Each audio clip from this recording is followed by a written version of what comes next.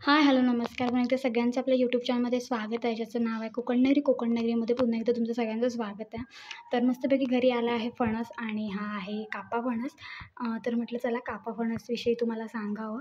तर कोकणामध्ये प्रामुख्याने 2 फणस आढळतात. तर त्याच्यामध्ये एक कापा फणस आहे, एक बरका फणस आहे. आणि त्याच्या पण ह्याच्यात जर तुम्ही बघितलं तर सिंधुदुर्ग साईडला किंवा त्या गोव्या साईडला वगैरे एक फणस जास्ती ओळखला जातो. नीट काहीतरी फणस त्याचं नाव आहे. सो मला त्याच्याविषयी जास्ती माहिती नाही. पण तो पण एक फणसाचाच एक प्रकार आहे. तर त्याची भाजीसुद्धा केली जाते. तर ह्याची पण एक भाजी केली जाते कोकणामध्ये आणि खूप मोठ्या प्रमाणात केली जाते आणि सगळीकडे केली जाते आणि लोकं आवडीने खातात. आणि जशी कोऱ्यांची भाजी केली जाते तशी फणसाचीसुद्धा भाजी केली जाते. म्हणजे आतमध्ये जे फणस असतात, गरे असतात त्यांचीसुद्धा भाजी केली जाते. तर मसाल्यामध्ये सुद्धा केली जाते, तिळकुटमध्ये पण केली जाते.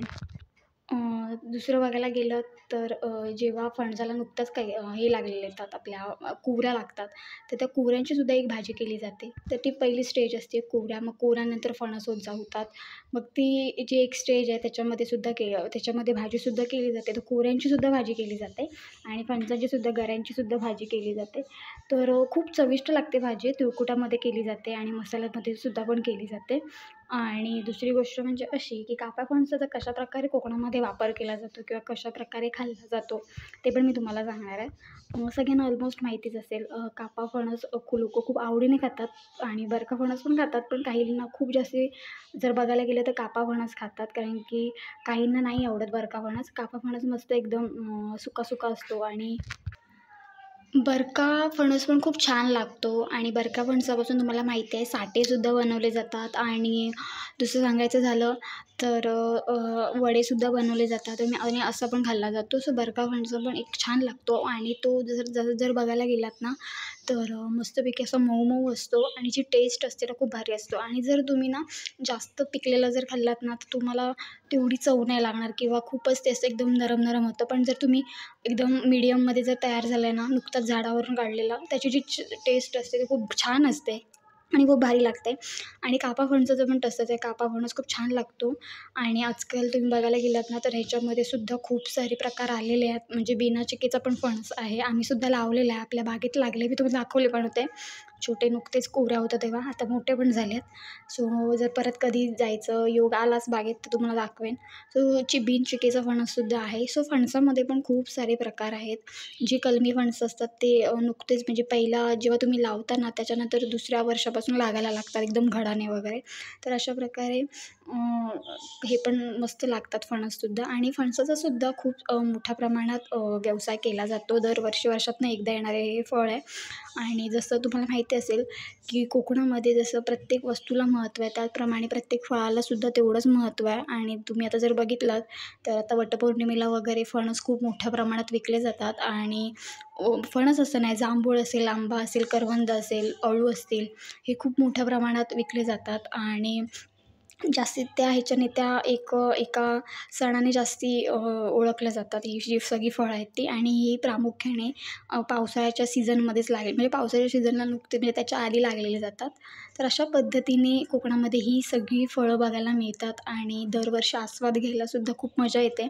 तर करवंदसुद्धा पिकायला सुरुवात झाली आहे. आंबे पण आले आहेत, फणस पण आले आहेत. काजूचा सीझन ऑलमोस्ट संपत आला आहे आणि आता फणस, काजू वगैरे फणस, आंबे वगैरे झालेत. काजू आता नुकताच पालवीच्या वगैरे कुठे ज्या असतील त्या येतील. सो जर तुम्हाला हा व्हिडिओ आवडला असेल तर नक्की लाईक करा, शेअर करा आणि काय झालं आहे प्रामुख्याने सांगायचं झालं तर खूप आवाज वगैरे आहे कोकणात म्हणजे लग्न वगैरे आहे शेजारी त्याच्यामुळे ना व्हिडिओ करायला खूप थोडा प्रॉब्लेम येतो. कारण की कोकण म्हटलं तर गाणी आली आणि इकडे आमच्या साईडला खूप बायका वगैरे गाणी वगैरे गातात. तर त्याच्यामुळे थोडा व्हिडिओ करायला प्रॉब्लेम येतो. पण ठीक आहे, जसं मिळतं तसं मी करते. सो तुम्हाला जर व्हिडिओ आवडला तर नक्की लाईक करा, शेअर करा आणि सगळ्यात मेन म्हणजे काप्या फणसापासून बनवले जाणारे वेफर्स तुम्ही कधी केले असाल तर बघा. नसेल केलात तर एकदम सोपी पद्धत आहे. आम्ही दरवर्षी करतो. तर जेव्हा आम्ही बनवतो तेव्हा मी व्हिडिओ टाकणारच आहे. पण आता थोडक्यात जेव्हा विषय निघाला आहे ते सांगते. जे काप्या फणसं म्हणजे बरक्याचं पण बनवले जातात, पण कच्चा असतो फणस तो आणि जाडसर पाहिजे एकदम पातळ सालीचा फणस आपण हे घ्यायचा नाही.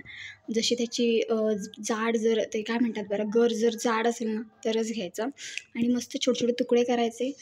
तुम्हाला पाहिजे तेवढं मीठ घ्यायचं, मीठ लावून वगैरे ठेवायचं जेणेकरून चांगलं मुरत ठेवायचं जेणेकरून चांगलं आतमध्ये मुरेल मीठ. त्याच्यानंतर तुम्ही खोबरेल तेलात चांगले तळायचे. एक सांगायचं कारण म्हणजे खोबरेल तेलात का तळायचं, तर खोबरेल तेलात ना चांगले तळले जातात आणि अधिक काळ टिकतात.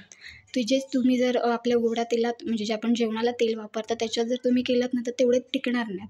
त्याच्यामुळे तुम्ही जर खोबरेल तेलात केलात ना तर छान होतात आणि याचा व्यवसायसुद्धा केला जातो आणि ह्याला प्रचंड मागणी आहे कोकणामध्ये. जर तुम्ही गणपतीपुळे वगैरे साईडला आलात ना तर तुम्हाला तिकडे बघायला मिळतील पॅकेट्स असे विकायला असतात आणि खूप महाग असतात ते. सो तुम्ही घरच्या घरीसुद्धा बनवू शकता आणि आम्ही या साईडला बनवतो घरी खायला वगैरे छान लागतात.